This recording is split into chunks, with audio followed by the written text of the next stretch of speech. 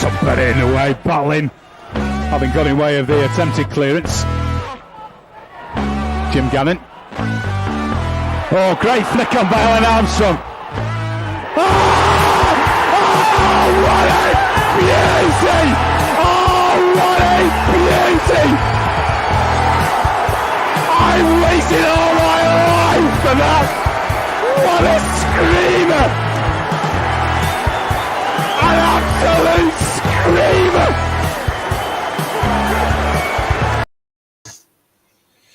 I never get bored of seeing that. Hello and welcome to Scarf Bagara War, the very final show of 2021, episode 57. I can't believe we've done more than one a week since the start of the year. Absolutely fantastic on our part, I think. Just going to pat myself on the back for that and pat Nick on the back as well. You might notice no Nick tonight. Nick's feeling a bit under the weather. Not feeling too great myself. Just spoken to Sam. He's not feeling too great. So we're all like got the lurgy and stuff. So we'll get through it as best we can. I'm delighted to welcome TSBW blogger Sherratt on for his debut on the podcast. You all right, mate? How's it going? Yeah, I'm good, yeah. Just got back in from work, so yeah, knackered, but looking forward to this, first time. Yeah, no worries. Yeah, just chip in as and when you feel the need to.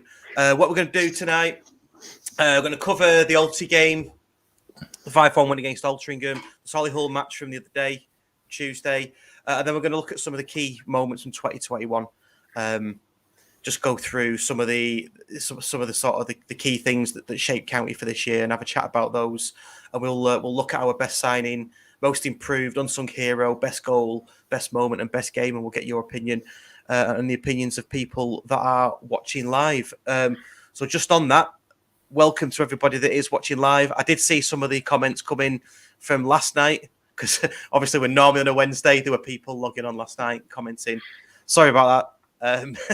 But yeah, we had to do it on a Thursday this week. So yeah, all the usual names are there that are watching today. It's getting 2 minutes to go through now. So just thank you. And if you've not subscribed, please do hit the subscribe button. We are trying to get to that magical 1,000 and like and comment and all those other buzzwords that YouTubers say. So let me run the titles and then we will get into it. This is the Scarf Bagara War, a Stockport County fan-created podcast, blog, YouTube live show and website.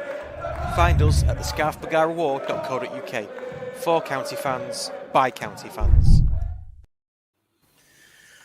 Okay, so if we start with the Altrincham game then, which seems an absolute age ago now to me because of all the stuff. It's probably why I'm feeling ill. I've drank that much and ate that much. I think my body's just shut down. It's just said I've had enough. So you know, it's not COVID. It's not Omicron or anything like that. It's just because I've ate and drank too much. That's all it is. So yeah, it was Sunday, which we're on Thursday now, so it's not that long ago. 5-1 win at home to Alty. Bumper crowd. 5 different goal scorers. We seemed to just breeze to the win, didn't we? Was you on co-coms for that, Sam? No, it was Liam on Sunday. But yeah, like you say, just a brilliant performance. Completely blew them away, I thought. I mean, to be 3-0 up inside 13 minutes kind of says it all, really. And I kind of wanted to make the point a few times that, you know, as much as Altrincham were pretty naff, how many times this season before Dave Challinor's arrival have we seen us come up against the NAF team and not do that to them? Yeah. So you have kind of got to credit County for that as well, and to really take advantage of a pretty poor side on the day. I thought was brilliant, and it obviously, how many times as County fans do we say, you know, big crowd and we don't turn up, and to see that that's not the case under Dave Challinor, to have 2 massive crowds and 2 big wins, kind of says that we're going in the right direction, I think. Yeah, definitely. It was nice to see Sarcevic actually, I want to say actually do something, but he made his mark in that match. It was I've said on the pod a few times, you know, in past pods, that I'm still waiting for him to bring this the skill that he's got and the level of playing that, you know, that he clearly has, and he definitely brought that against Altrincham. Okay, against Altrincham, not a great team like you say, but I thought he was absolutely superb. And the other key moment for me was probably Crankshaw's goal, which was a Sars assist. A Sars assist, yeah. I mean, that was a beauty of a goal, wasn't it? Cracking goal at the Cheadle end. I think it was actually Will Collar with the assist, which he pointed out. Yeah, he pointed out to me on Twitter because I'd actually gone with Ryan Crowsdale, so he kind of made a bit of a point of asking people to distinguish between the two twins in the field that we've got.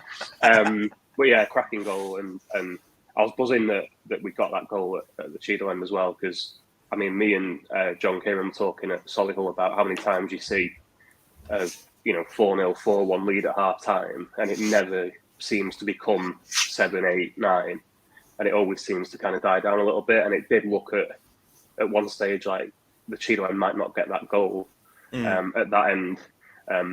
So yeah, for it to come in that style, I thought was brilliant. Yeah, I was thinking that they wanted to just get through that second half and make sure they were fit and ready for Solihull, because that was another big game to come. But usually we don't. When teams are on bad form, we're usually the one that they get them off the hook. But now we're just piling the misery on, which is such a refreshing thing to see. Yeah, definitely. Like you say, I think a big part of it was conserving energy for Solihull, and I mean, Sarcevic ended up being suspended for that. But in the second half, he was dropping back into almost like a quarterback type role and just picking up loose balls and spraying passes left and right. And I think it was kind of, like you say, kind of a case of conserving energy, and that kind of turned out to really work in our favour when we got to Solihull and didn't look like we played 2 days before, especially considering Solihull didn't have a game on Boxing Day.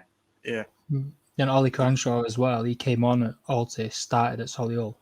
He ran rings around them, didn't he, in first half at Solihull? Yeah, could have had a couple at Solihull as well himself. Yeah, definitely. Yeah, we can talk a bit more in depth about the Solihull game shortly. A couple of things from the Alty game as well. I just wanted to mention, off the pitch, it was a bumper crowd, and we have fallen. We're notorious for falling flat, aren't we? With these, when we get these big crowds, when owners say, "Oh, it's £5, £5 to get in," and it's 7,000, then we go and get beat by, I don't know, bloody Guiseley or something. So it's nice to see us do that. What that does bring, though, and I saw it live on Sunday. This thing of people, I say day trippers, coming wanting to sit in their seat and trying to move people from the seats. And it just doesn't work. It just doesn't work. I on Sunday I couldn't sit in my season ticket seat because when I got up to upper tier 1, that my seat wasn't. There was someone sat in my seat. So I'm not going to go over and say, "Sorry, mate, you sat in my seat." But I was with 4, my lad and his my mate's 3 lads. So they 4 were sat there.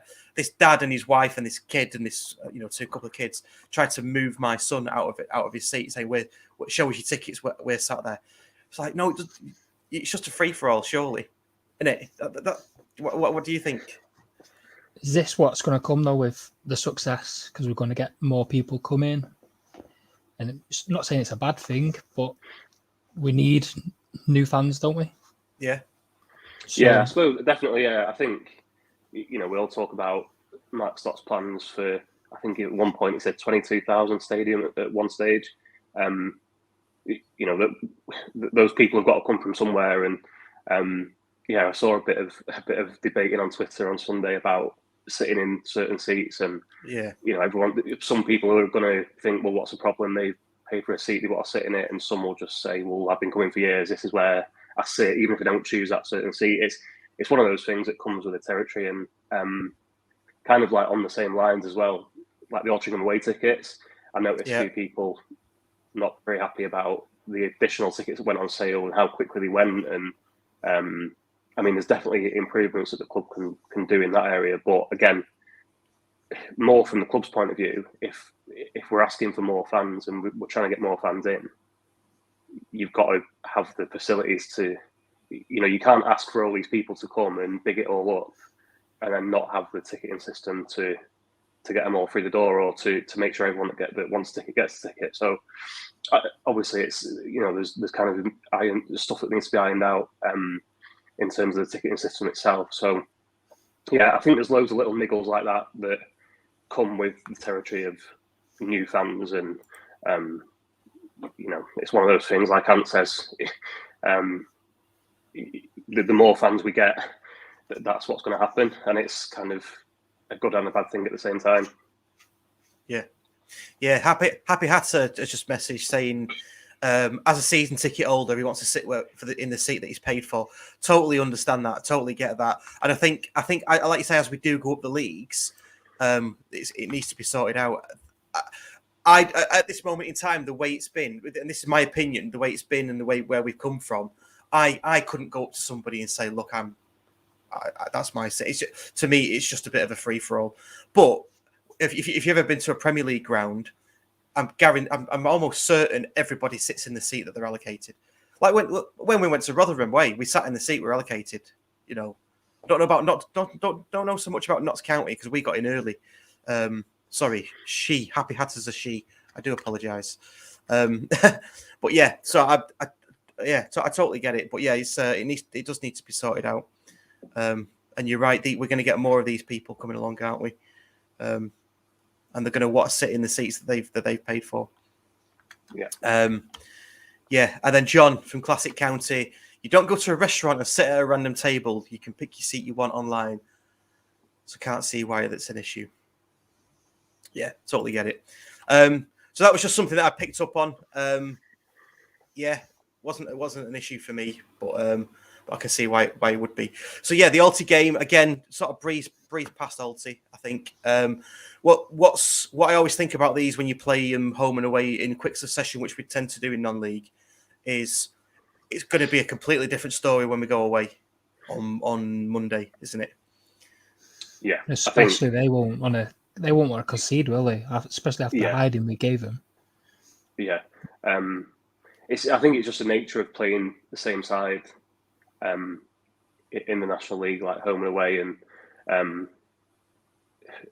I think like Halifax a couple of years ago, we beat them 5-1 on Boxing Day at Edgeley Park, and it was 0-0 in the return fixture, because they just kind of tightened up. They knew what was coming and shut up shop, and I think we'd rather, on the day, they thought we'd rather play for a point and maybe nick a goal than go at them open and be 4-0 down at half time like we were at Edgeley Park. So, but having said that, Altrincham got beat again on the 28th. Yeah, Wrexham, was it? 1 in 16 now they've won.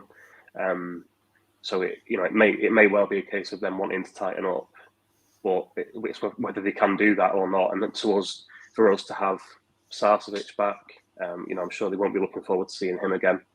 And to be able to get some players into the side that maybe haven't got as many minutes over the past 2 games. You think of Sam Minihan didn't come on Tuesday. Connor Jennings hasn't really got many minutes, so there are players there that, if we do start to tire, there's still a lot of quality on the bench and in the squad in general that can come into the team and do some damage. So yeah, I think it will be a much tighter game, definitely away from home as well. But I think anywhere we go at the moment, we're showing that we can score a hatful of goals, and even Solihull. I know we'll come on to that, but even Solihull, should probably have been 2 or 3 when you look at the chances we've had. So yeah, going to be another big day. Yeah, that's it. So let's move on to the Solihull match then, because I've got to say, I thought the Solihull win was more impressive than the Altrincham win in a weird way. If you consider Solihull hadn't conceded in the 4 games before Tuesday, they're really strong unit. I know they couldn't play Maynard because obviously we had that agreement, which again, that's a great tick in the box for me for County. How many times have we done this in the past where we've let players go out the scoring for our rivals and things like that. I'm glad we had that sort of clause in that loan contract. I've wrote a few things down. I'll just reel them off and then we can talk about them. I thought Crowsdale and Collar were superb in the centre of midfield. in the transition, we were so quick to press, and they were massive parts of that. Crankshaw and Madden were too. You know, they spent all game pressing so high. It was really good to see that. You know, the emergency defending was superb as well. I don't know. Was it Hogan did two really good blocks? I think Palmer did another one as well. Madden was relentless. He just chased down everything. And when did we score? Was it 75th? Was it 75th? Yeah, 73rd minute. Yeah. The amount of work he got through before that, I almost like that just capped off his performance. That, you know, he deserved his goal. And we generally outplayed a good team. You know, a really good team. My mate, who's a groundhopper, went to that match. He's an Oldham fan, so let's not hold that against him. But he's a groundhopper. Went to that match and basically said, yeah, you know, on balance, we were the better team. You could see we had a game plan. You know, we had better players, and we were just set up really, really well. And that's what we're getting now with Challinor, isn't it? We're getting that high press, positive football. It's not sideways passing. It's just really, really refreshing to see. Yeah, pretty much nailed it. Yeah, Neil Ardley, the Solihull manager, said after the game, he said, you know, Stockport probably deserved to win. Which, when you've got an opposition manager saying the other team probably deserved to win, that usually means they definitely deserve to win, but they're not going to overegg it too much.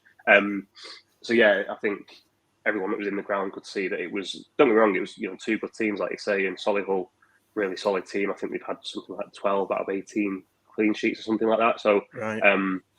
So yeah, really solid. Jimmy Ball was playing at centre half for them. I thought he was class, because before the game, looking at the team sheet and looking at where Jimmy Ball was playing, I was thinking he's going to have a really torrid time against Scott Quigley, but kind of stood up to him for the whole game and played a few good balls out from the back and was pretty solid. He was captain there. So yeah, I thought he was brilliant. And it was two kind of really tight defences. Although, having said that, the amount of times that both teams played out from the back in really tight spaces and almost got caught. I mean, we press really high up, so that's kind of, we're pressing high up and forcing the mistake, whereas we did it once in particular, played out from the back at our end in the second half, and they went through one-on-one and Hinchliffe had to make the save. Yeah. And it kind of like, I suppose it's one of those things, because playing out from the back there's ways to do it, and the way we're doing it at the moment under Challinor is working for us, but it's going to come with risks. So you kind of got to think, if you can, you know, minimise the risk. And I think to go to Solihull and only have one mistake leading to a chance like that, would you take it if it leads to a 1-0 win? Yeah, obviously it's, you know, in the moment it's difficult to say that because you're hanging on and you're nervous, but looking back in hindsight, you'd probably say, yeah, we'd be willing to take the risk and get the win, rather than maybe going long. I suppose with Quigley in the team, it is easy to go long, but going long to the likes of Madden, and certainly when Quigley was injured, going long to Reed and players like that, and it just coming straight back to us. So I think there's risk and reward, isn't there? But yeah, I thought that was definitely something that was noteworthy, that both teams kept playing out from the back and kept going, even though they were being pushed high and conceding possession and conceding chances. Yeah, I felt like we do try this long ball and the second ball off Scott Quigley, they sweep that up really well, but we found another way to play. And that was more refreshing for me, because previously we'd have carried on doing it. It's not working, but now we've found another way. Like Crowsdale and Collar, they were almost playing as like a number 10, both of them. It was brilliant. Yeah. Yeah, definitely. The amount of times Collar or Crowsdale just got a footed, do you know what I mean? Just a niggly foot. I picked up on this when we played Rotherham away, and it was kind of the reason why they edged it against us. I thought every time the ball was going through the lines from defence through midfield into attack, the Rotherham players just seemed to get a foot on it, just to help it along, like a little toe onto it. It happened loads of times in that match. Whereas we were doing it, what were we on Thursday? It was Tuesday, wasn't it? I did go to the match. My fucking days are all over the place. But yeah, it just felt like on Tuesday that we were doing that, and they were trying to play it in midfield, and Collar or Crowshill just get a foot in and disrupt it. disrupt the play, and then we'd be on the offensive. Then that thing about playing out from the back. Did we do that under Russ? I can't remember, but I know we didn't do it under Gannon, did we? We did do it under Russ, but it's difficult because I think people kind of tend to think that if it's just going back to bashing the previous manager, but it's kind of, you've got to look back and compare to kind of see where we were and where we've come to, and we were doing it under Russ, and it was just, like I say, there's ways of doing it, and the way we do it now is play out from the back, but with the intent of play out from the back, try and get it to your wing backs and the floating centre halves, Kitchen and Keane usually. And if not, like Ant says, you can go long and try and pick off the second ball. If that's not working, we'll try and get it through midfield and down the flanks. Whereas under Rusk, whether it was by design or whether it just became that way, it was out from the back to Ben Hinchliffe or Ethan Ross, back to Ash Palmer, back to the keeper, and then punt it long anyway. Yeah. So it was kind of like without a purpose. So, like I say, that's what I mean when I say there's ways of doing it, and the way we're doing it now, although there is a risk of, like we saw at Solihull, of I think it was Ash Palmer played it a bit loose to Crowsdale, and Solihull pushed high up and nicked it and had the one-on-one shot saved. Although that's the risk, the reward is the sheer number of crosses we get into the box from Rydell and Southern Hales that are kind of released down the flanks. So I think the way we're doing it now is a way to do it. But like Ant says, it's important that under Challinor we've got a different way of playing when that doesn't work out. Yeah, we can mix it up, can't we? I did notice in the second half though. I don't know what you think of this or whether there's anything into it, but was it? I don't know which came first, but Crankshaw had the opportunity to play the ball outside for Southern Hales, which was the better option. The better option was out, to play it outside, and I think he came inside and did something, and it didn't lead to a goal. A couple of minutes later, but Southern Hales had the chance to do the same for Crankshaw, but didn't. And I just wondered. I'd love to get a player on just to get into the sort of like the psychology of it. I wonder, is that because you didn't pass to him 2 minutes earlier? Well, you didn't play it outside for me, so I know I've got the chance. I'm going to do the same for you. I'm going to cut inside and see if I can do something. Yeah, I suppose so, but I think at the same time as well, it's good to see them doing that in a way because, again, not to hark back to the previous manager, but just as a kind of a point of reference for where we were as a team, I would get really frustrated with like Crankshaw, Southern Hales, because I just thought they were like within themselves a little bit. And as fans knowing how good they are, I think we were all watching them thinking, why are you turning back? Like, why are you turning back and playing a safe pass back to halfway? Like, why don't you keep going, keep taking your man on? And I think they were all a bit maybe too safe, and whether that was kind of drilled into them or whether that just how it happened because of the form we were in. But now, although you get stuff like that where one of them maybe goes for goal instead of playing a better pass, it's actually good to see that they have got that confidence to do that again. Because Ollie Crankshaw and Macaulay Southern Hales are probably not going to get a better right side in the league. So for them to actually be taking players on like we know they can do and getting the assists and the goals that we know they can do now, again, just kind of is a credit to Dave Challinor, I think.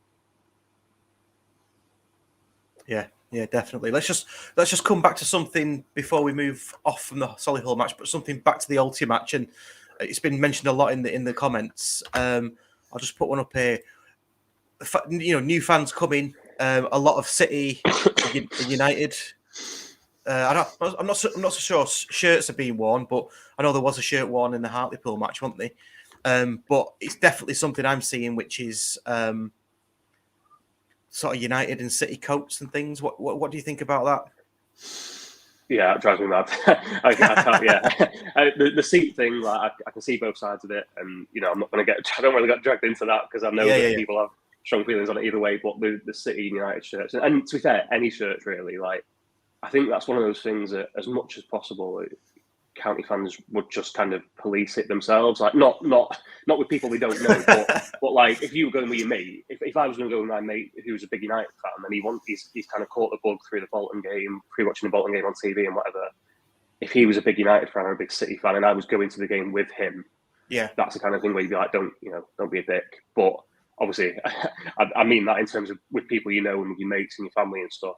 But it drives me mad when you see it in the stands because it's a bit of a, I'm all for getting these new fans in and that's what we need. But it is a bit disrespectful to the county fans that have been there, in the Conference North, at Vauxhall Motors and all these places. But that's just me. I'm sure people have different thoughts on it. No, I'm completely the same, absolutely the same. But I do want more people to come in. The atmosphere is better. We need to bring them from the Etihad. We need to bring them from Old Trafford and get them buying our season tickets. That's what we need to do. We do need to make them feel welcome in a way, but remember what we were as well at the same time. To be fair, when I was growing up, and I think I remember being sat in the Cheadle end, and there was a player of ours that wasn't in the squad that day, and he was walking around in a city coat. So to be fair, it could always be worse. Danny Adams, that wasn't it? Danny Adams. Yeah. I don't know. I see it as a sort of a mark of disrespect. I mean, if you're a football person, then you wouldn't go to an opposition ground with your club's emblem on it. You just wouldn't. I mean, I've been to watch United and Liverpool, just in the corporate. I don't put my county shirt on underneath or wear my county coat because it's just not what you do, is it? No. I just think it's people who do it. I think don't know. They clearly don't go to football matches much. I'm convinced of it, or they don't know I don't know the deep culture of it, of how disrespectful it is. It does wind me up massively. Yeah. Agreed. But yeah, you're right. We do need these. We do need these people. I just thought I'd do a quick call back to that because we were getting a lot of comments about that, and I think we're all in agreement. But let's not go like bashing him or anything. No. So back to the Solihull match then. I mean, we had loads of chances, didn't we? I mean, the two that stand out for me really was the one. Well, that were obviously not Madden's, but the Quigley on the line chance. Yeah. I know. Everyone was saying near me, how was he not scored that? But I think it's just unlucky. Yeah, I don't think he can do much more. To be fair, like the ball's coming low at him. He's got his foot around it. I think there's a brilliant picture that Mike Petcher's put on Twitter of the defender. I think it was Clark for Solihull. Literally, it's like the minute Quigley connects with the ball, he just drops completely vertically and just is laid flat across the goal line. And what can you do? What can you do? Really, it's one of those things in the moment. Well, that was just one of several chances. Quigley actually had a header later on in the half where he kind of peeled off to the back post and he was in like acres of space and he just planted the header onto the roof of the net. Yeah. And he should be doing a lot better with that one than he did with the one that was like 1 yard out. Because that was the header that he had. You kind of think that's his like meat and drink. But like I say, I actually think they did kind of handle him quite well, considering it was Jimmy Ball that was up against him for most of the game. But having said that, he still had a big part to play in the game and was still getting flick-ons and holding the ball up and still had... I mean, he could have had a hat-trick. He had plenty of, like I say, peeling off at the near post, picking the ball up on the edge and spinning his man. Like, he had plenty of chances. And I think that one was just, it's just unfortunate, like you say. It's just bad luck, really. I think in the second half, when Quigley took Jimmy Ball on and he actually beat him for pace, I was like, wow, what's going on here? Yeah. You're right. The header was that's within his control, isn't it?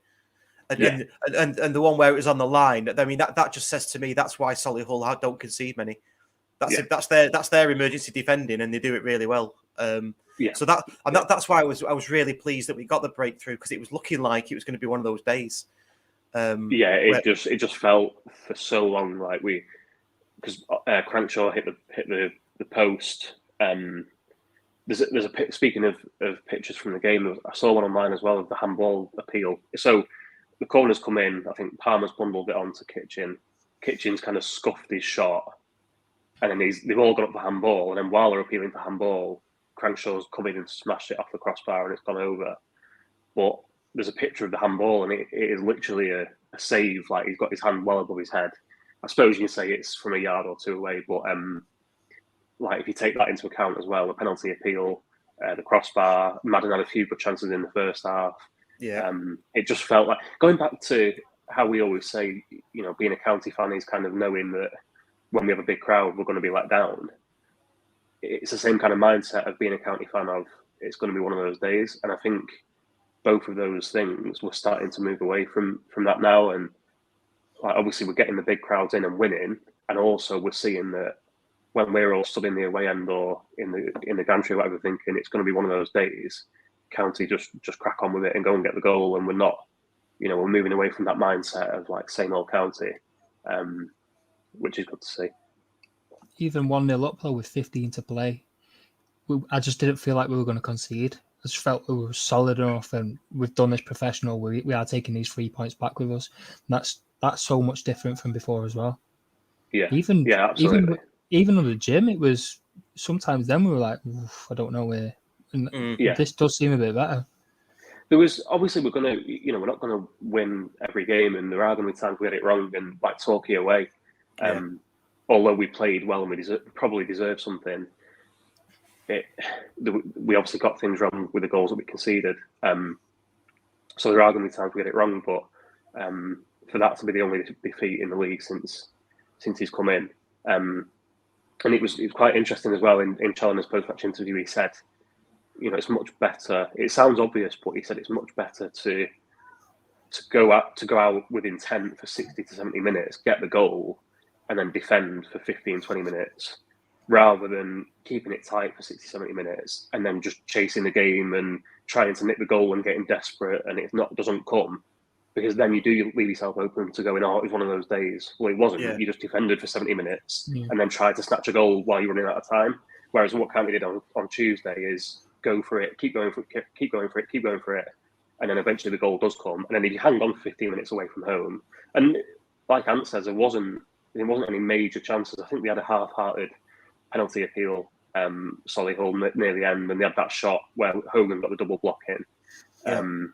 But there wasn't anything major, and it's, like I say, it's that mindset now that seems to be, we'll go out and be positive for 2/3 of the game, get the goals that we need or get the goal that we need, and then if we're hanging on for a little bit, like, fine, we back ourselves to see it out.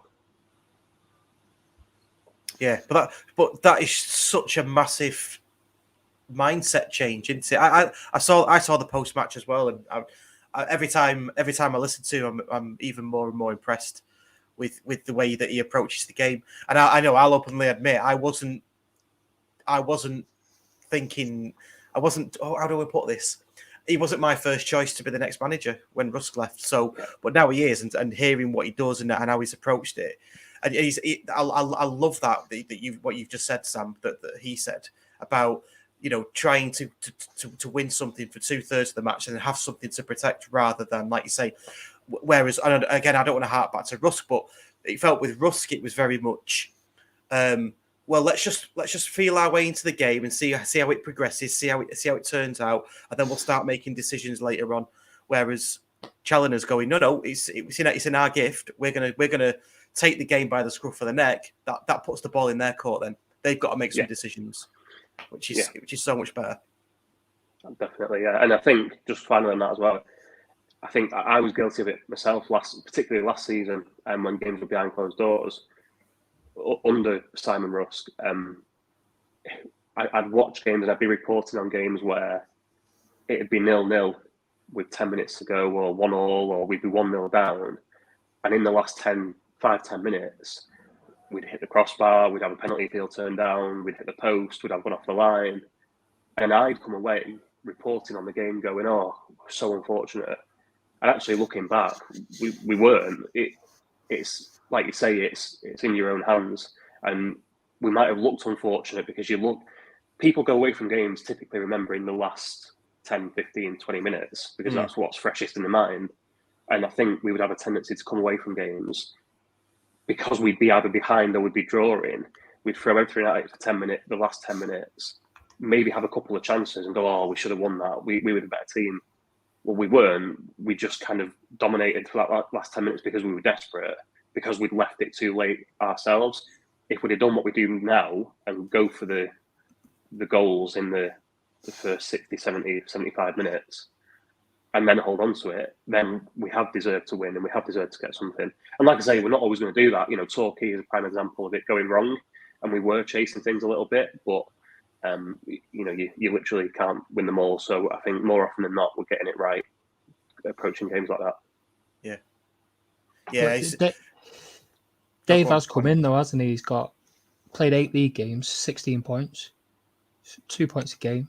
It's just what we need. Is the Torquay's not disaster. No, absolutely. Even if we don't win against Alty, it's not really that much of a disaster. We've got the 6 points already from the last 2 games. Yeah. I said 3 more. Yeah, exactly. I said after Torquay, through no fault of Dave Challinor's, the situation he's come into means we can't afford to lose many games under him and this season.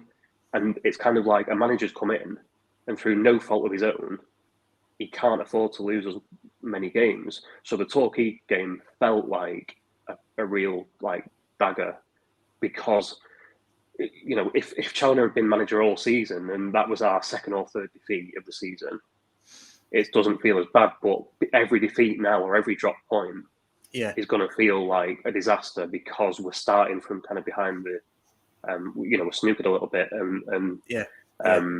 You know, we are only 4 points. Someone pointed it out to me on Twitter. You know, I'd said after Solihull we're 4 points off the top.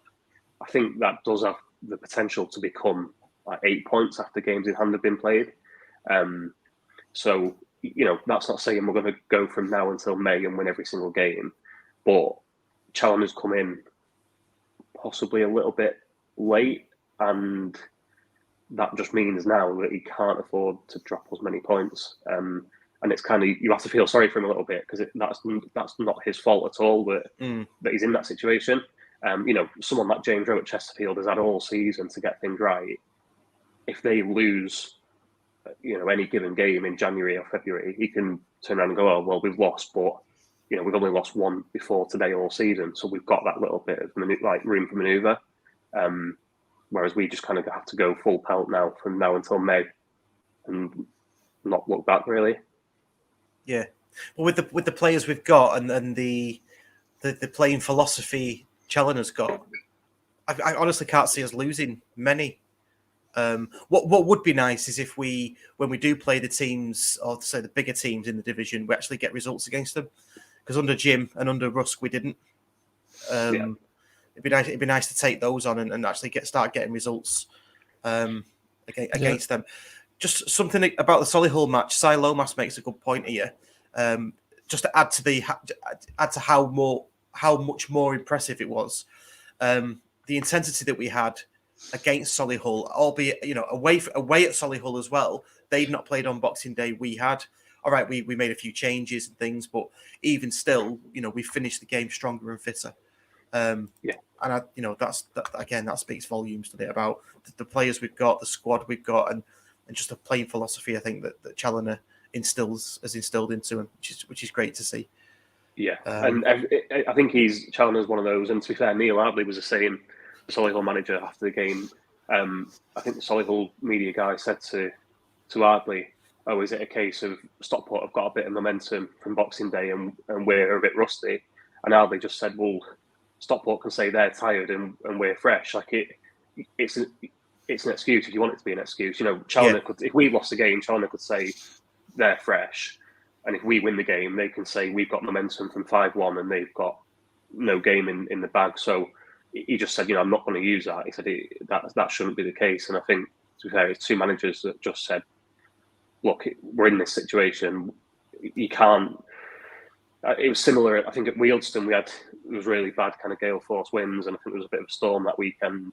And I think for most of the first half, we were kicking into the wind, and obviously went on to win 4-1. And he was asked about that after the game, and he just said, "Look, it's the weather. You know what can you do? It's an uncontrollable." And I think with Challinor now, it's none of those things are.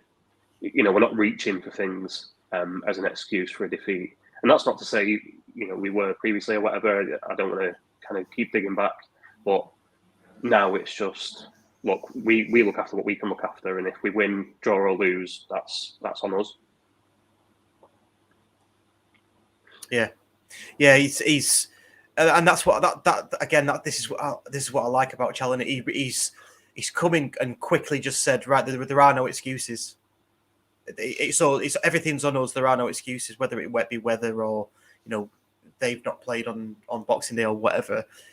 He just says, doesn't he? Look, we need to take control of what we can take control of, and we'll see how things pan out after that. Yeah, just another, just holding on some of the comments that are coming through as well. We're bigging up the team here, and we've had 2 really good results.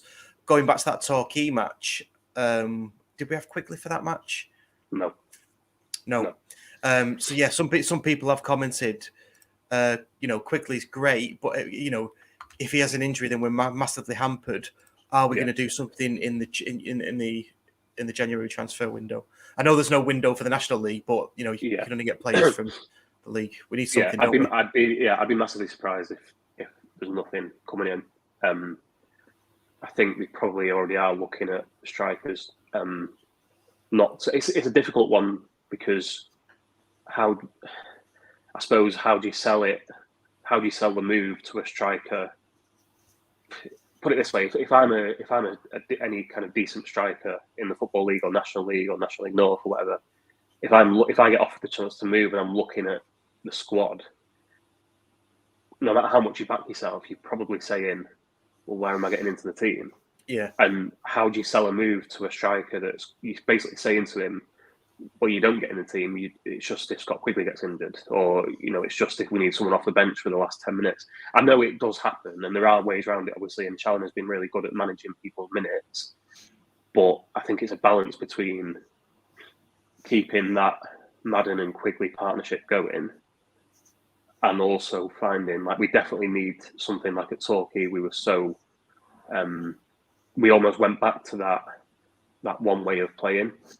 Without Quigley, and Challinor was really unhappy after Torquay with the fact that he thought we should have been able to win the game anyway, but it's definitely an area that needs addressing. And like I say, I'd be massively surprised if we didn't. But yeah, it's a difficult one to manage, and it's going to be up to Challinor really to manage people's minutes if we do bring someone in that area. And do you go and look to bring in a new first choice striker, or do we just say we're over the moon with 2 of the best strikers in the league, and it's going to be someone just to kind of supplement them a little bit? He's also gone Dan Whitfield to come back as well, hasn't he? He's got to try and get him fitted in. So he'll be like a new signing. He's only played 45 minutes for Challinor, really, hasn't he? Yeah. So. Yeah. What's? I mean, we've spoken about this on the pod before, but what strikers are out there? Do you lads know any strikers that are out there that'll be available? I think would people kind of say anyone's available to us now? Like, I don't, for us this time last season in the December, I know obviously things changed with Jim moving on, but would we have said this time last year that we'd go and get Paddy Madden in January and February, and would we say we'd go and get Anthony Sarcevic mid-season or after the season started? I think you'd probably say whoever you want to go and get, really, kind of obviously to an extent, and it might be that County turn around and say, well, we could go and get this person, but they're asking a ridiculous amount because it's mid-season and he's their top scorer. And they know County's resources, so they're going to add that Stockport County tax on a little bit. But generally, I suppose you can go and get, or go and try and get whoever you want, really. And like I say, the problem is I'd be against getting a Madden, Sarcevic, Quigley type signing during the season, because you start to get a bit top heavy, and it's probably not what we need. What we need is probably a I mean, maybe we get a younger striker on loan from the Premier League, from the Championship, that's going to be guaranteed minutes off the bench and, a bit of an impact player. You look at what Jack Stretton did last season. Someone that can do that. And then in the summer, then you reassess your squad and look at a new marquee signing. But I just think doing that mid-season when we're already in a decent position for a bit of a promotion push probably could rock the apple cart a little bit. Yeah. I mean, there's lots of comments coming in about this. I mean, there's quite a few. Can't we just bring Melanie Kelly back? I think completely different type of player. Melanie Kelly. He's young. We've got Cardwell for me. Adam Booth. There's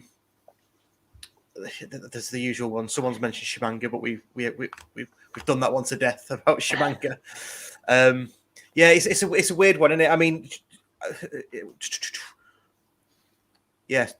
edgy. Chris Edgerton. What about a loan signing to back up Quigley? I mean, the loan market is something we could easily dip into as well if it's short term, like you say. A player of that ilk from a Premier League team under 23s that he's happy just to be part of the setup, get some experience. It's not, I often think it's not all about playing as well, is it? It's for someone like that in the Premier League. If it's an under 23 striker, it's about being part of an adult team. It's, to want of a better phrase, open age team. You're doing all the travelling. You're being part of that. Part of that match day squad and all that kind of stuff. So if they need to come on and play a part, then they can do, and hopefully they'll step up if you get the right player. So it doesn't necessarily have to be someone who wants to play all the time or sees that as a problem. I suppose the difficulty with the loan market and a younger player is typically they don't tend to be of the Scott Quigley build. No. So you're gonna, even going back to someone like Stretton, he scored goals and he did well, but he was more the Madden type player to the Harry Cardwell or a Richie Bennett type player. So to go and get a big target man type signing. I mean, I wouldn't say Harry Cardwell. I think obviously it was an open secret that he was close to returning before. I think he got injured before his medical earlier in the season when Simon Russ was in charge, and it fell through. I'd be surprised if we revisited that, because I think Cardwell was more. I think the previous manager was more a fan of his, and I don't think that's what we go and get now. But someone like that is more a target man type striker, because I think it was Gaz that commented saying, we need a Quigley replacement for when he's injured or when he's unfit or when he's suspended or whatever the case may be. But you can't go and get a new replacement to literally replace Scott Quigley in the starting lineup. It has to be someone like a Cardwell type player that might come on after 70 minutes and do, see out the game, or start in the trophy, or start when Quigley's injured or not fit or whatever the case may be. That's what we're missing. If we go and get a younger striker or a lone striker, it's probably going to be someone that's more of a poacher, or a young player that's more nippy and gets in behind, that probably isn't going to address the fact that we need someone to back up Quigley. Yeah. Challinor might have someone he wants who's previously worked with, though. They can trust him, he can come in. I'm not saying it is, but Oates or Armstrong could come in, who he's had before. They can trust him. They know that they can accept what he says. Yeah. And no idea whether they're available or anything like that. But I mean, Oates is doing brilliant, or doing well at Mansfield. But yeah, I see your point. Like an Armstrong type player. That Luke Armstrong was of that build, but still scored goals like Scott Quigley does. And I think, we spoke to Challinor in the press about Richie Bennett when he had Bennett at Hartlepool last season, and he kind of said there was an element from other people around Hartlepool at the time of, are you sure? Like, are you sure this is who we want to bring in? And Challinor was adamant that the chances that Hartlepool created, he might score 1 or 2 a game, but that 1 or 2 would win them a game or get them a point. Or, I think he won them a point when they had 10 men away from home. I think it was Byrne Wood last season. He got a hat trick against Wealdstone, and I think his point of view was, maybe the way we played last season was Bennett would get 1 chance a game, and if he doesn't take that 1 chance, then he looks like he's had a bad game. Whereas if Hartlepool give him 7, 8, 9 chances and he scores 1 or 2, he's had a brilliant game. So, I think he is of the mindset that with the crosses we get into the box, and it's the same now. You see it with Rydell and Southern Hales and Kitchen and Keane and Collar, like the sheer number of balls we get into the box. Someone like that might only have a low conversion rate, but they do the job because they'll get 1 or 2 here and there, and that's enough. Yeah, definitely. I mean, you've probably seen, I don't know, you've seen all the comments coming in. There's a lot of people commenting who've clearly got better knowledge than certainly I have on different players that are out there. But Bennett's been mentioned quite a lot. It's not a bad shout at all, is it? So there are some, interesting players there that are coming up in the comments. Okay, let's move on. Because believe it or not, we've done 50 minutes already. Time flies when you're having fun, doesn't it? Let's talk about the key moments of 2021 then, and we'll have a look at those sort of your best signing of 2021, most improved, unsung hero, etc. So I've written down some key moments. We don't need to talk about these because we've been doing this podcast every week all year, so we've done them to death basically. But started off with obviously Jim getting sacked. Russ was appointed. We went on an 18-game unbeaten run, which is a club record at the end of last season. Is that right? Yeah. Ended in defeat to Hartlepool at home. Obviously, Russ was sacked. DC appointed. Fantastic start to Charlie's managerial reign at County. And then we had the Bolton Wanderers games, which were just absolutely fantastic. I don't know. Is there any? Have I missed anything in terms of 2021 and key moments? Connor Jennings, massive. Yeah. Oh yeah. Going out, coming back in, scoring like that, amazing. Yeah. Good shout. Very good shout. Yeah. Apologies for forgetting that on my list, Connor. If you're listening or watching. Yeah. Anything else? Any other sort of massive moments? I feel like I've missed something. Like. A light on the back of the Cheadle stand wasn't in the right position and we had to get it moved or something like that. Was there anything of that ilk that I've missed? Don't think so. No, I think it's been a mad year on it. I think if you think to think the West Ham game was this year, like the West Ham game, shit. Like to think that was this year, just kind of it's mental. How much has gone on since then and how much water there is under the bridge. And, I don't think, full time against West Ham, I don't think if anyone would have said, on New Year's Eve, we'll be in the playoff places in the National League with Dave Challinor as a manager, having had 2 managers and an interim in the meantime. And I don't think anyone would believe that would be the case. And it obviously... typical County, I suppose, with the way that stuff works out. But yeah, just a bit of a mental year. Yeah, Edgeley Park getting transformed as well. Yeah, absolutely. We're getting comments about that. So new seats in the Cheadle end, new seats in the Railway end as well. I'm pretty sure the scoreboard, the bigger and better scoreboard, went up this year. Yeah, new scoreboard that's gone up. To say new pie, big one for me is new pies. The pie, apart from the Alty match where it was an absolute nightmare in the concourse to get served, but on a normal match day, the service has been much better. Everything just seems to link up now. When you go and get your pint or your pie and you ask for your 10% off because you show them the card, or they're asking you. Whereas that's never happened. Obviously, we've never had that discount before. I don't think, but it's just all seems to be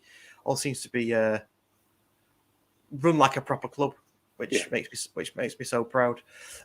Right, let's talk about then some of the, I don't know what you call them, sort of like your best kind of things this year. So I appreciate, and you've probably not seen this, or you might have seen it and you might not have time to think, but we'll start with best signing of 2021. And obviously, if you're commenting, if you're watching live, please do let us know. We'll try and gauge it from the comments who you think. But yeah, best signing of 2021. Sam. So go on. Go on. Yeah. Yeah, go on. I did it on Twitter. Yeah. All right. I put down Challinor best signing. Oh, nice. All right. Definitely. I think where we're at now, obviously Challinor's a great shout, but I suppose the argument there is would that ever have gone down as a brilliant signing had Jim never left, and that's obviously a bone of contention for a lot of people. And I think on the pitch, obviously Ollie Crankshaw, I know people are mentioning him. He's just a cut above, and can be, for his age as well, can be a real. Obviously, you don't want to look at football like this, but given how football works, the age he's at, he can either be a stalwart for years, or he can have really good resale value. And like I say, I know you don't want to look at it like that, but that's how football works. And if we've got a player at a young age, he's on a 3-year deal, that's something that we could potentially make money off in the future, or he can just fire us through the leagues. I suppose it's one of those kind of stating the obvious at the moment, and I don't think people, myself included, would have said it at the time. But based on current form, Ryan Rydell, again, 3-year deal, young age, getting in the team every week now. I think if you look at County's current 16 on a match day, there's probably not many players that are above him for being classed as first name on a team sheet. When everyone's fully fit. Obviously, a big part of that, I suppose this goes to back to your point, and a big part of him being listed as a potential signing of the year is because of Dave Challinor. So I suppose that goes hand in hand with your choice. Based on how everything landed and how everything happened this year and how things unfolded, I think Dave Challinor is probably a great shout. Yeah, I've actually got 2 names in each of these just because I was feeling indulgent. But I've put Collar and Crankshaw, and Collar might be a bone of contention. I think he's only been mentioned once in the comments. But Collar, as soon as he signed, and I know he was Russ's first signing, I think, wasn't he? As soon as he signed, I said you could just tell, like, he's a player. He's an absolute player just from his touch. Absolutely superb. But yeah, Crankshaw. It's funny because he wasn't getting minutes, was he, at Bradford? Or Derek Adams was very critical of him in one of his final games, and it's difficult to see why. I mean, he's energetic. Yeah. The goal against Altrincham was just sublime. When he caused Bolton so many problems. He's just fantastic. But yeah, Will Collar for me is. I think he's the best. He's my best signing this year, and I think he will into 2022 and maybe even beyond. Hopefully, he's going to start running this team. I think. Yeah, it's a strange one with Collar because kind of in the media you get an inkling, not directly from people at football clubs, but around the club. If you get wind of a signing, you'll get an idea of. Oh, it's just a cover signing. Don't nothing to get too hyped up about. It's just a cover signing, or it's we're signing this player. People aren't going to believe it. You kind of get wind of what the vibe is. And for Collar, I suppose it was probably indicative of what the club was like at the time, but it was just it felt like it's just a cover signing. He signed initially on a deal to the end of the season. Which, when you think we were handing out 3-year deals like they were, going out of fashion, to give a player a deal till the end of the season. I know he was on a free transfer, but it just kind of felt like, okay, well, he'll give us some legs in midfield when we need someone in the final 10. But now, again, probably on current form, one of those that's pushing Rydell and players like that, Crankshaw for kind of first name on the team sheet territory. And like you, Russ, I just think he's brilliant and kind of really fits into that Croasdale, Sarcevic, Collar kind of triangle that we have in midfield. So yeah, definitely up there. Okay, so I'm going to go for Collar. What was yours, Ant? Your final decision? I put Challinor down. Oh, Challinor. Yeah. After listening to you guys, especially Sam, maybe getting South of Wales on a 3-year deal, that's big because he could be a big money. Yeah, he could sell on fee. Yeah. Yeah, definitely. I think I'll go as a final answer. I'll go with Rydell, but I noticed someone in the comments has just said again, kind of like I was hinting at before. All these players, or a lot of these players, come back to Dave Challinor. You know, would we be saying Rydell or Collar as standouts if Challinor hadn't come in and done what he's doing? Probably not. Yeah. So yeah, but I'll go with Rydell based on current form. Yeah. No, that's a good shout. I think I missed those comments, but yeah, we're having this discussion because they've all been unlocked, haven't they? By Charlie. Yeah, and that kind of goes back to Ant's point of, you know, then it does become Challinor as a shout for signing of the year. Right. I'll tell you what. Then what we'll do, and I'll publish these after. I reckon then we'll do a Scarpa Bagara War best signing of 2021. Should we decide now? It's Challinor. There we go. Yeah. That's fine by me. Okay. Right. Most improved.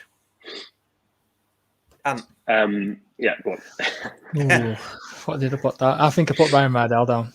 Yeah, absolute class since he's come in. He was struggling to get in the team before, wasn't he, as well? Yeah. I think, did he come on as a sub in a Woking game when we were out back? And I was watching him, I was thinking, yeah, he's a decent player, him, but then he wasn't starting. I'm just like, I think I've seen him in pre-season a few times as well. I was thinking, yeah, he's a really good player, and then you don't see him in the first 11. And now transformed.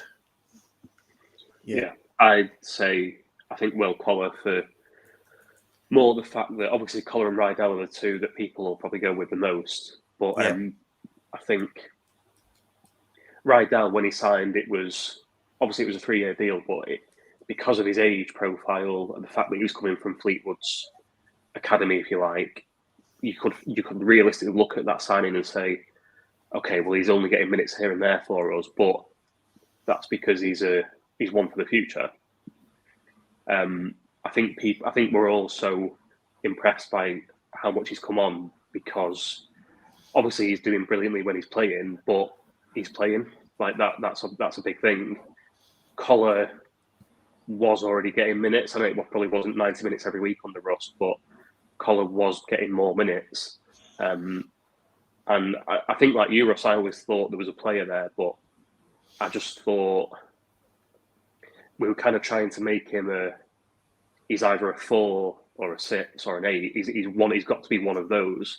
Whereas now, I think the thing is, Collar, Croasdale and Sarcevic, there isn't a 4, a 6 and an 8. It's just the three of them are kind of rotating throughout the game of, you know, for what we need. And I think now that Collar's found that niche in the team for himself. And, you know, Dave Challinor, after the Bolton game, I spoke to Challinor and he said, I asked him specifically about Collar and he said, oh, you know, he's a bit too safe. And to think we're going from the new manager calling you a bit safe in your first game under him to now barely 2 months later, well, not even that, you know, almost 2 months later, for him to be scoring 4 in the last 4 and getting assists and an assist for the winner on Tuesday. You know, for him to be for that, it's such a drastic improvement that I think I'd go with Collar. Okay. He does remind me of Blizzard as well, you know. It just same mould. Class footballer. Yeah. Yeah. And he's, like I say, it's not, I think the thing that's impressive for me is he's not a 4, he's not an 8. He's found that spot in the team for himself that, you know, he gets back with Croasdale and he does the dirty work. But, you know, at 3-1 against Altrincham in the first half on Boxing Day, we just conceded an own goal and we're thinking, or it could get, if they get a few more chances at the Cheadle end, could get a bit nervy. If they go in 3-2 at half time, who knows? But for Will Collar to then pop up like he does at the back post, and you kind of think, 30 seconds ago, even 15 seconds ago, he was in our box defending a corner or defending a throw into the box. I think he's kind of found that spot in the team for himself. And like I say, just because it's so drastic, the improvement, I've noticed someone said Jordan Keane, but for me, I think most fans would look at Jordan Keane, or I myself look at Jordan Keane as, he might have come back into the team this season and done well, but Jordan Keane doing well is kind of a standard. Like this is someone that's won the title with us and won promotion with us, so it's not as much of a surprise. But I think the thing with Collar is, like I say, so the improvement is so drastic that I'd go with him. Okay, so I'm going to put the cat amongst the pigeons now, because I've put Rydell and Collar, but if I had to pick one, it would be Rydell for me. But then I do want Collar to be in something somewhere, because he's just fantastic. So you said Rydell, and yep, you said Collar, Sam. Most people on the comments, they appear to. It's kind of, I don't know, is it 50-50 between Rydell and Collar? Yeah. I say what, we'll have both. We'll have both for that one. Rydell and Collar, they can share it. Most improved, Ryan Rydell and Will Collar. Okay, unsung hero. Now, one of mine that went into the unsung hero, you just mentioned him, Jordan Keane. He was mine. Was he? Yeah, so just purely based on doesn't grumble, gets his head down. His body language is always fantastic. When he comes on, you get a 7, an 8, a 9, or a 9 out of him. In terms of rating. And he's just Mr. Reliable. He can play in central midfield. He just goes under the radar with no flair and does a job. And doesn't get spoken about enough for me. So Keane's mine for that. He was also dropped out of the team, not even on the bench, and he just walked straight back in, and you can't then drop him again, can you? It's ultimate professionalism. Yeah, I think if you look at the squad, it kind of breaks into these groups of, Hinchliffe, Palmer, Minihan to an extent, Keane. Like you say, these were players that, let's be honest, the previous regime probably wanted to move on. They didn't want them in the. They didn't want them in the side. They weren't getting. Even Ash Palmer went through a spell last season of being left out, but even Ash Palmer doing what he does, just came back in and basically said, I'm going to make you realise that I'm one of the, you can't afford to leave me out. I'm the best defender at the club, or I'm one of the best defenders at the club. But it's difficult because obviously I think if you think unsung hero, I think Ryan Croasdale would obviously be a big shout. Yeah. But I put this out unsung hero as a category, but I kind of hate it a little bit because and I've just seen someone's just said it as well, and this is kind of the point I'm going to get onto. With an unsung hero, if that many people point out that they're an unsung hero, then they're not an unsung hero. It kind of gets to the stage of, for me, Jordan Keane is one of those players that, because of what they've done for the club, that they'll always just be heroes. And then you think, well, they're probably not that underrated. I suppose it's different than underrated, and it's probably a little bit different. But again, even Ryan Croasdale for me, because Croasdale was who I was going to say. Yeah. But again, because so many people point out how unsung he is, he isn't. Yeah, I get it. It kind of becomes so. I mean, I don't want to be like one of those people that kind of goes out the way to pick a really left field pick just for the sake of it. But when I was putting this category out, I did actually think. I know it seems a bit kind of corny, but I actually did think Dave Conlon was a good shout for it, because if you think of what he did when Jim left, and I know we were behind closed doors, but how understandably kind of toxic everything was when Jim left, for Dave just to come in, and it would have been really difficult for him because Jim's someone that he's won the title with. He's assisted Jim in 400 games or something like that. So it would have been difficult for Dave Conlon to be reading all the stuff that was going on about Jim's departure and just to step into the fold and take the team. I think he got a point the first time against Byrne Wood. Just kept us ticking over. And obviously it didn't then work out with Russ. But again, kind of touching on the Keane, Palmer, Hinchliffe type thing, Dave could probably go down as one of those people of, would we have been surprised if he got moved on last season? Probably not. And I think it's credit to him that he's knowing him and knowing what he does. He makes people see how valuable he is to the club. And I know Dave Challinor's lent on him a lot. And Dave Challinor kind of actively wants him around, which in itself, because, often a manager can come to a club and understandably just want their own people. And, it could have been easy for Dave Challinor to bring Clint Hill in and then just say, all right, see you later, Dave. Thanks for your help, but I'm going in this direction.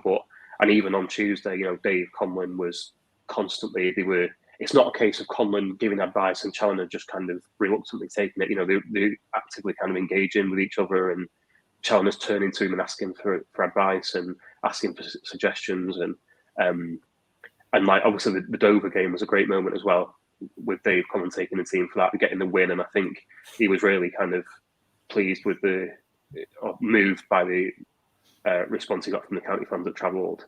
So I think I'd say him, because not just of what he did in terms of ticking the team over, but at the times that it happened, Jim left and it was also kind of negative and toxic, and he just kept things ticking over. And then when Russ left, he just kind of came in, got the win. I know it was bottom of the league, but he had to come and go and travel and do the work. And again, to be retained and for people to see how valuable he is, I think that's probably the definition of an unsung hero for me. Yeah, you make a very compelling point about Dave Conlon. I mean, the other ones that I had written down I actually did 3 on this one. I just thought, fuck it. I had Keane, I had Crowsdale, I also had Hinchliffe as well, because Hinchliffe, again, but going back to your point, he's not really unsung, is he? Because he's won a title with us and things, but it was the way he was dropped for Ross, and I think Ross will be a really good goalkeeper, in the future. But then came back in, and it's almost like he'd never been out of the team. It's just standard Hinchliffe, and I wouldn't say it goes unnoticed, but definitely your point about Conlon, that has gone unnoticed. So for that category, then should we agree that Conlon is the unsung hero? Yeah, definitely. Right with that, yeah.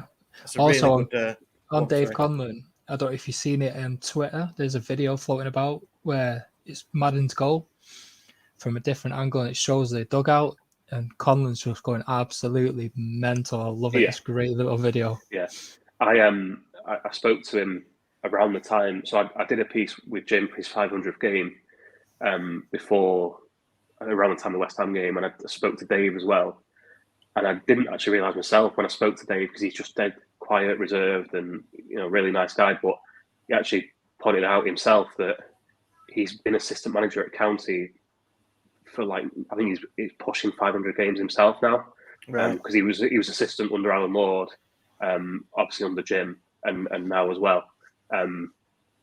So yeah, I think for the work he's done, obviously I know these awards that we're doing are for this year, but when you look at his whole time at the club, and like you say, Russ, for Hinchliffe, Keane, Palmer, the big thing for me was it was really kind of, I suppose, for any county fan that was around when we were going to all these kind of clubs in the National League North, and these players were winning us a title.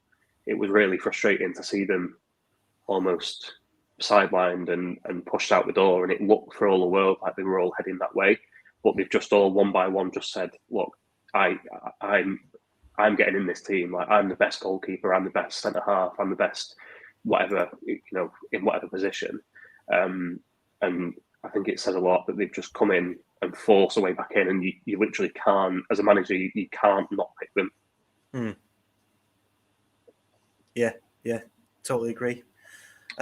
Okay, well, as well, I hope you don't mind, Sam, but if we nick these, can we? I know, because you came up with this on Twitter. I hope you're okay if we can nick these, and then we'll we'll publish these on Twitter and things, and tag the players in to say it's our sort of podcast thing. Yeah. No, nice one. Right, the next three categories are probably, I don't know. Well, I was going to say easier to choose, but maybe not. Okay, best goal of 2021. Now I had to rack my brains about this because I've forgotten the third goal against Alty on Sunday, to be quite honest. I think you could realistically say any John Rooney goal in terms of the best quality goal. His goal against Altrincham on New Year's Day to put us 2-0 up. You just think if that was a packed Cheadle end. But I think best county goal, with it being a proper county moment. And I know probably best moments it's a different category to the actual goal itself. But I think people kind of get the two entwined, and obviously I know a lot have said Ash Palmer versus Bolton, and that's probably for me goes down as a moment. So if you're talking best goal, for the context around it, I think I'd probably go for Ollie Crankshaw on Boxing Day, because the 9,000 fans, the goal at the Cheadle end, topping off the day, 5-1 win, record attendance for a regular league game since I think the first time since 2008-9. I think Ollie Crankshaw, for the situation that we were in, where it's just topping off another big win under Dave Challinor, everyone's buzzing and we're looking in a much better place than we were just 2 months previous. I think that probably goes down as the actual best goal, and it helps that it's a ridiculous volley, class build up. Yeah. And like I say, that it falls at the Cheadle end as well. Yeah. What about you, Ant? Oh, loads. Going back to last year, there was a Will Collar goal behind closed doors at home. I think it's maybe Kings Lynn, who's an absolute rocket from outside the box. Yeah. That was quality, but I think just for the emotion that Ashley Palmer's equaliser against Bolton, it was just. Yeah. All three of the goals from 3-2, they were brilliant, weren't they? All three of them. Yeah, I think if we're looking at goals though, if we break it down and you take the emotion out of the Ash Palmer goal and that kind of thing, it was a cross cross from a corner, and he had his head, and that's what it was. That's definitely in my moment of this year. I've gone for best goal. I've gone for Quigley in the extra time goal at the railway end against Bolton. Not so much the context around it, but the opposition comes in for me, because they are that's a League One defence. Madden's pass was sublime for that goal, and then just the nice lift over the goalkeeper, keeping himself onside as well. Keeping himself onside, holding off the defender as well. That'd be mine. I mean, in the comments, there's Crankshaw seems to be getting the Crankshaw seems to be getting the vote on Boxing Day. Madden there at Halifax. That was a class goal. Yeah, Madden at Halifax. That was an absolute rocket as well, wasn't it? I think Sai has pointed out Southern Hales against Torquay when he cut in and curled it into the top corner on BT Sport. This is kind of what I was hinting at it with my selection. Is it's difficult because we should look at it and say the best goal, the best technical, the best ability goal. But it's hard because I look back and think, well, we got beat in the playoffs that season, and and the fans weren't in, and it kind of goes hand in hand a little bit with best moment. But it's hard to take the emotion and the context out of goals, because Southern Hales, there's no doubt the actual quality of the goal would be up there in any goal of the season award. Yeah.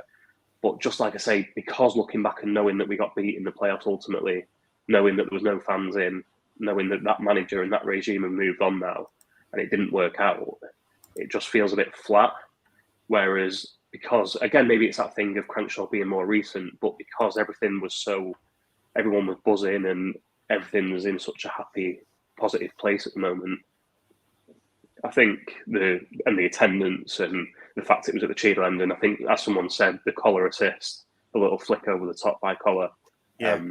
I think the actual goal itself was, for me, that's why I've gone for that. Okay.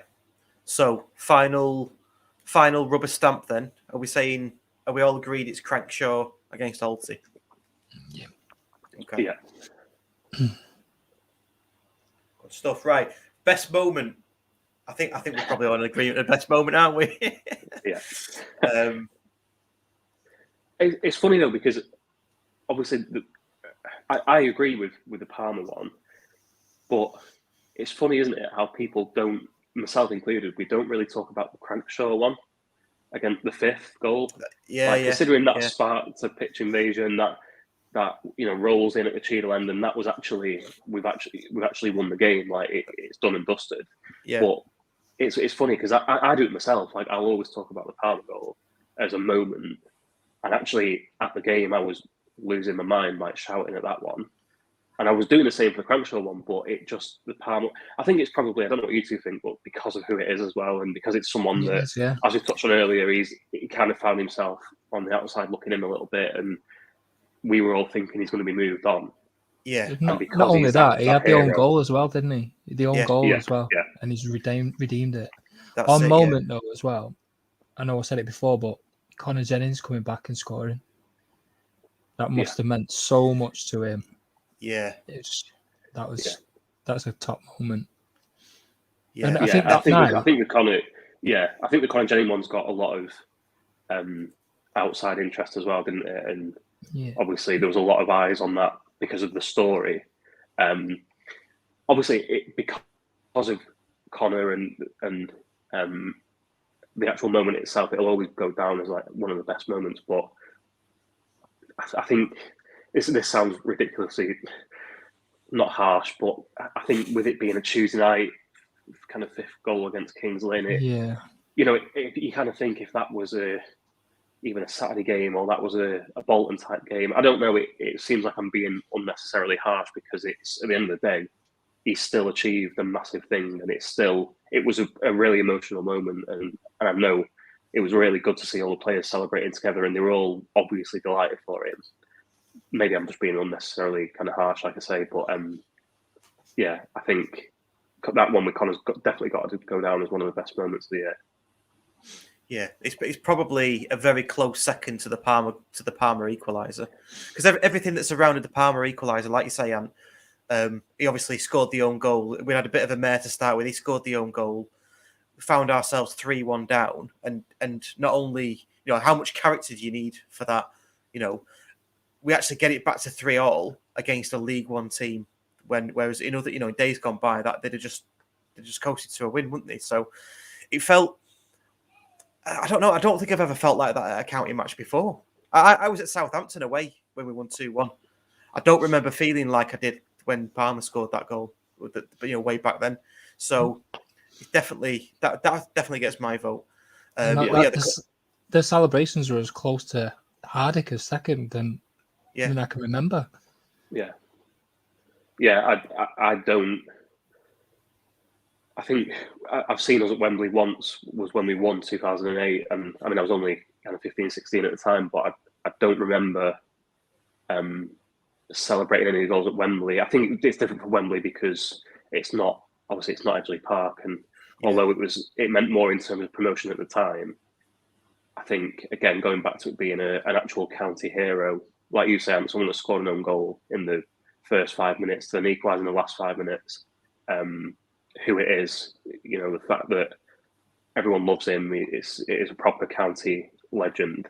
And like you say, Russ, I don't remember hearing Edgley Park like that. Like the closest for me, although there obviously wasn't as many people, the closest for me is probably the Curzon Ashton, Glenn Taylor moment. But for it to, that was, I think you've touched on it before on previous podcasts, Ross, like that was a goal somewhere else. That was a moment somewhere else that kind of made its way over to us.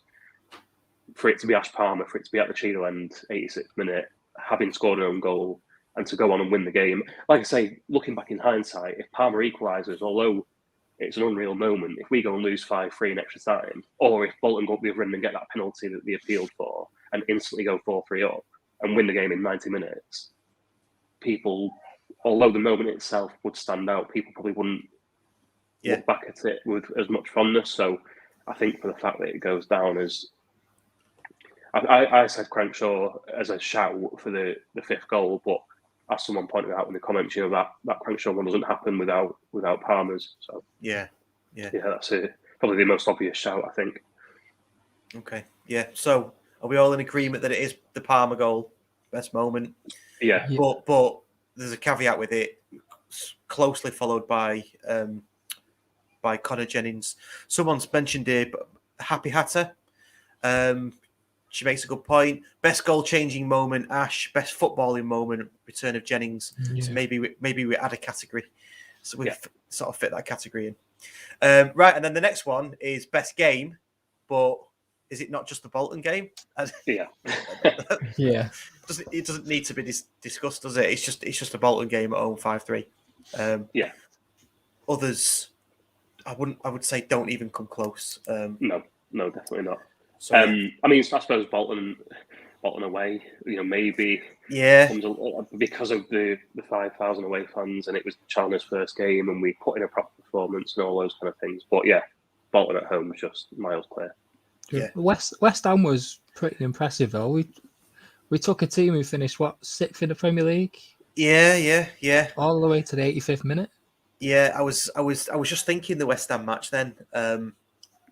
But behind closed doors, it just doesn't feel the same, does it?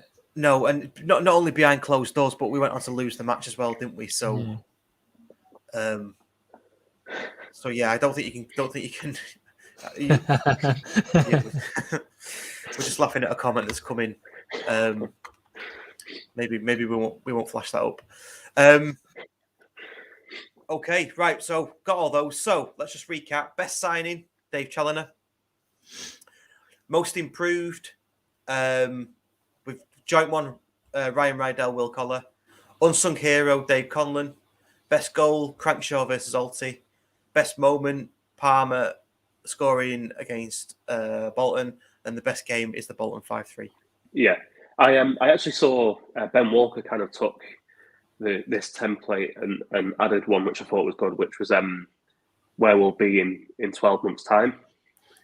I thought that was a good one because all right, if you think back 12 months previous from now, to think we'd have Paddy Madden up front, it is kind of, that in itself is a bit of a weird one, let alone Jim's gone, all this other stuff's happened, all this water under the bridge, all these signings, Bolton, all these things, Dave Challinor being at the helm. I think it's going to be a difficult one because that in itself, the sheer number of things that have happened this year show that no one's really got a clue what's coming. But I thought that was an interesting one to add. Yeah, probably save that for another day. Because that's probably a long old conversation, isn't it? I would say. Yeah, definitely. Okay, just a couple of final thoughts then, because we are at an hour and a half, and I need something to eat. But the ground improvements, I know. I'm not sure it was Mark Stott that said it, but I'm sure it was mentioned that we would get some sort of update on the ground purchase and the ground improvements by Christmas, or at least by the end of the year. I don't know, Sam, have you heard anything on this? Anything more on this? I haven't. I saw something on Twitter that kind of alluded to, I say alluded to, it wasn't anyone from the club, but kind of suggested that they'd heard stuff around January. But I don't know. I kind of think with the club, the way things work at the moment with the club, or since Mark Stock came in and took over, is we might not hear a lot with regards to groundwork and that kind of thing, but from past experience with these owners, stuff's always going on behind the scenes. Like, they are always working away with things, and I haven't heard anything in terms of when it'll be or when there'll be news, but I'm sure that they are cracking on with stuff behind the scenes, whether it's a purchase or whether it is just more development and stuff like that. I'm sure we'll see pretty soon, and we'll hear pretty soon. But at the moment, not really heard too much. Okay, good stuff. Yeah, because I mean that's obviously a really interesting part of everything around. It's good seeing the team develop on the pitch, but everything around that's been done as well. It's been first class. So I think everyone's chomping at the bit to see the architect pictures and things of the new what we think is going to be new stands and things like that. Okay, great. Right, let's wrap it up there. Thanks very much for coming on, both of you, once again. Thank you. And you're more than welcome back anytime. I'll certainly be getting, if you'll come back on, we'll definitely have you. Just a few things to wrap up then. I say it every time, if you haven't downloaded the Fan Hub app, get that downloaded. There's over 670 county fans in there now. The app's growing rapidly, and rewards, rewards are being handed out on a weekly basis now. So do get that installed. I spoke to Andy in 8 Days a Week about the gig we've got in January with Mike Flynn and Gary Stopforth. So that'll be a laugh. So we're going to try and get tickets sorted out for that very soon. And yeah, I think that's it. All that's left to say is for everybody that's listened, downloaded, watched, subscribed, liked, anything like that, commented, anything, thank you so much. This has been our best year in terms of a podcast. We decided to go to weekly and it's paid off. So it's going to be weekly in the future as well. So just thanks everybody for listening. Yeah, that's it. I thank you very much. Don't really know what else to say. Right. Sam, thank you very much. Cheers. Thank you. Hey, like it. Your turn, Ant. Cheers, mate. Cheers. Thank you. Happy New Year to everybody. Happy New Year. Happy New Year. Yeah, Happy New Year, and see you next week in January. Cheers, everyone.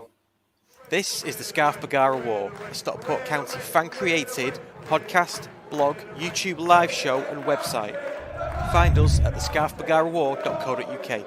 For county fans, by county fans.